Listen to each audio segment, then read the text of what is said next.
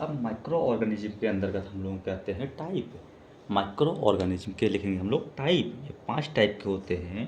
कौन कौन से? ये होता है वायरस, बैक्टीरिया, एल्गी, फंगी,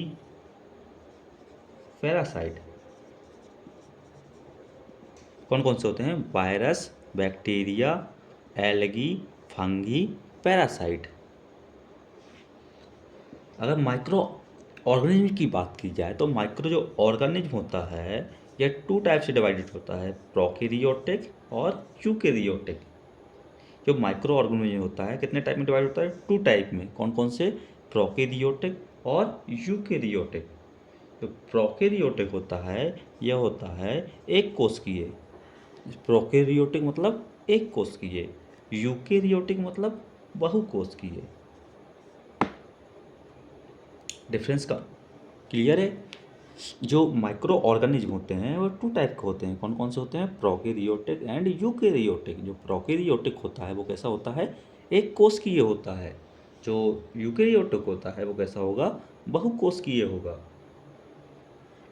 अगर हम बात करें प्रोकैरियोटिक और यूकैरियोटिक में, तो प्रोकैरियोटिक में सिर्फ कौन सा आता है? बैक्टीरिया आता है, मोनेरा। ठीक। जबकि यूकैरियोटिक की बात करें तो बाकी पैरासाइट, एल्गी, अमीबा, प्रोटोजोआ सब वगैरह किस में आते हैं? ये सब यूकैरियोटिक में आते हैं। अगर कभी हमसे पूछ लिया जाए कि एक कोशिकीय कौन है या प्रोकैरियोटिक कौन है, तो कौन है? सिर्फ बैक्टीरिया है।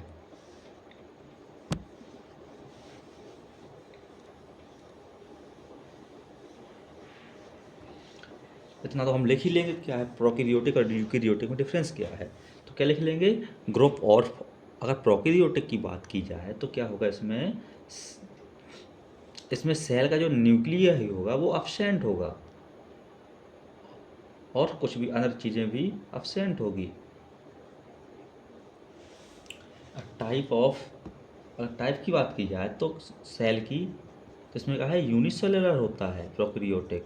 जो यूकैरियोटिक होता है वो मल्टी सेलुलर होता है। अगर सेल की साइज की बात की जाए तो 0.2 माइक्रोमीटर होता है, 10 माइक्रोमीटर होता है। ये छोटा होता है और ये बड़ा होता है, क्योंकि बैक्टीरिया सुना ही होगा। अगर न्यूक्लियस की बात की जाए, केंद्रक की बात की जाए, तो प्रोकैरियोटिक में एब्सेंट होता है, इसमें प्रेजेंट होता है। अगर एक कोशिकीय है, बहुकोशिकीय तो ऐसा रहता है न्यूक्लियस। ठीक। अगर डीएनए की बात की जाए तो इसमें कैसा पाया जाता है? अपना सर्कुलर पाया जाता है। प्रोकैरियोटिक में सर्कुलर डीएनए पाया जाता है, जबकि यूकैरियोटिक में कैसा डीएनए पाया जाता है? लाइनर पाया जाता है। इतना क्लियर होगा आपका? अगर माइटोकॉन्ड्रिया की बात की जाए तो इसमें माइटोकॉन्ड्रिया भी एब्सेंट होती है, न्यूक्लियस भी तो एब्सेंट होता है, इसमें माइटोकॉन्ड्रिया प्रेजेंट होती है। अगर साइटो की किसकी किया जाए, साइटोप्लाज्म की बात की जाए, तो साइटोप्लाज्म दोनों में उपस्थित होगा। कौन सा? साइटोप्लाज्म किसमें? दोनों में उपस्थित होगा।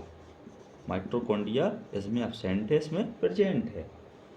अगर सेल वॉल की बात की जाए तो इसमें कॉम्प्लेक्स होता है। अगर सेल वॉल की बात की जाए इसमें कैसा होगा? जटिल होगा।